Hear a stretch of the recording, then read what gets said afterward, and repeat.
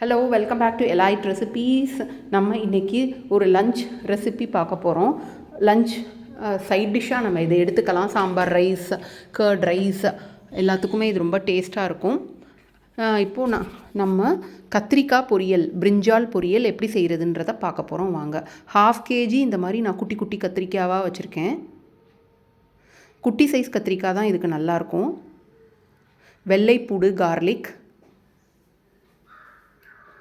Big onion 1, 2 குட்டி தக்காளி எடுத்திருக்கேன். நீங்கள் பெரிய சைஸ் தக்காளினா 1 போதும். சில்லி பவுடர், சால்ட்,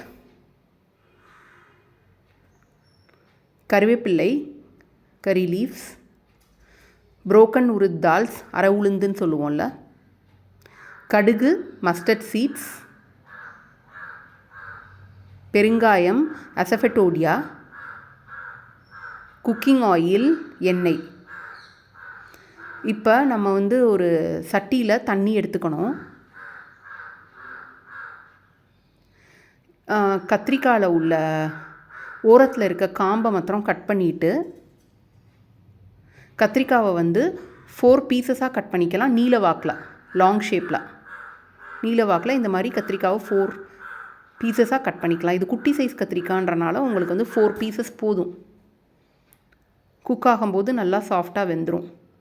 ஸோ இந்த மாதிரி வச்சுருக்க கத்திரிக்காய் எல்லாத்தையும் தண்ணியில் 4 பீசஸாக கட் பண்ணி சேர்த்துக்கிட்டுருங்க.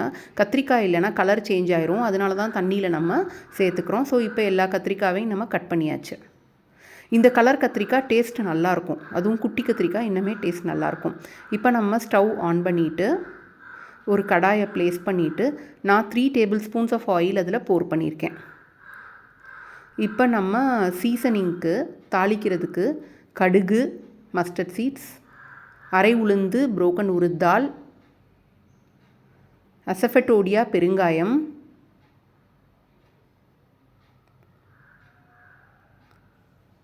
கட் பண்ணி வச்சுருக்க ஒரு பெரிய வெங்காயம், பிக் அனியன்,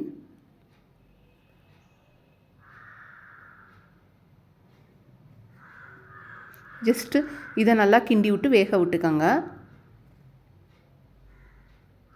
இது லைட்டாக கலர் சேஞ்ச் ஆனதுக்கப்புறமா நம்ம வச்சுருக்க கார்லிக், வெள்ளைப்பூடையும் இதில் சேர்த்துக்கலாம். வெள்ளைப்பூண்டு, கார்லிக், இது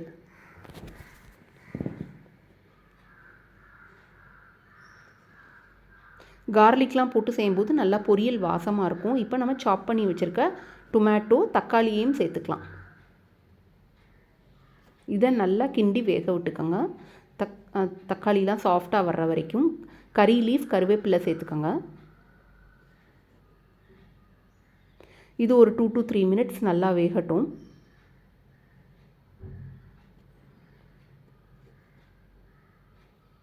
இப்போ நம்ம கட் பண்ணி வச்சுருக்க பிரிஞ்சால், கத்திரிக்காயெலாம் இதில் சேர்த்துடலாம்.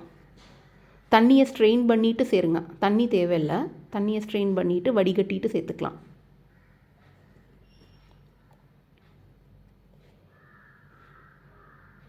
இப்போது இதை நல்லா கிண்டி விட்டுக்கோங்க.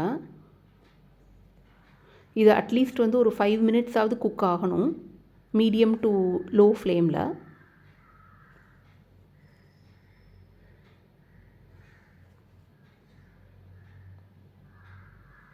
இந்த கத்திரிக்காய் உங்களுக்கு மார்க்கெட்ஸ்லலாம் அவைலபிளாக இருக்கும், எல்லா ஊர்லேயுமே, பிக் மார்க்கெட்ஸில்.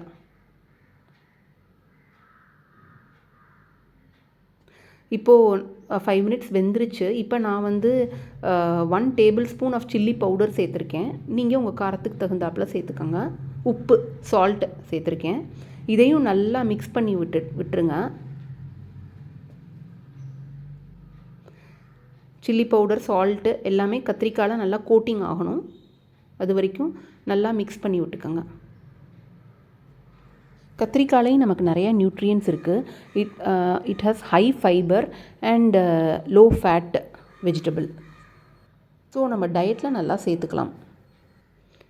இப்போ பாருங்கள், நல்லா எல்லாம் கோட்டிங் ஆயிடுச்சு. இதுக்கு நம்ம தண்ணி ஊற்றி வேக விட வேண்டாம். கத்திரிக்காவே ரொம்ப சாஃப்டான ஒரு வெஜிடபிள் தான். ஸோ ஆட்டோமேட்டிக்காக நம்ம வந்து மூடி போட்டு வேக வச்சோன்னா கத்திரிக்காய் நல்லா சாஃப்டாக வெந்துடும். ஒரு 2-3 டைம்ஸ் மாத்திரம் நீங்கள் மூடியை திறந்து நல்லா கிண்டி விட்டுக்கோங்க. ஒரு 10 மினிட்ஸ் சிம்மில் மூடி போட்டு வெந்துருந்துச்சுன்னா நல்லா கத்திரிக்காய் சாஃப்டாக வெந்துடும்.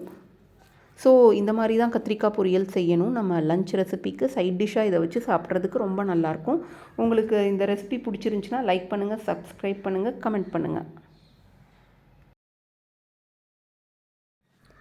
இது ரொம்ப குயிக்காக செஞ்சிடலாம். இந்த ரெசிப்பியை ரொம்ப நமக்கு டைம் எடுக்காது. ரொம்ப டூ மச் ஆஃப் மசாலாஸும் நம்ம இதில் சேர்க்கலை.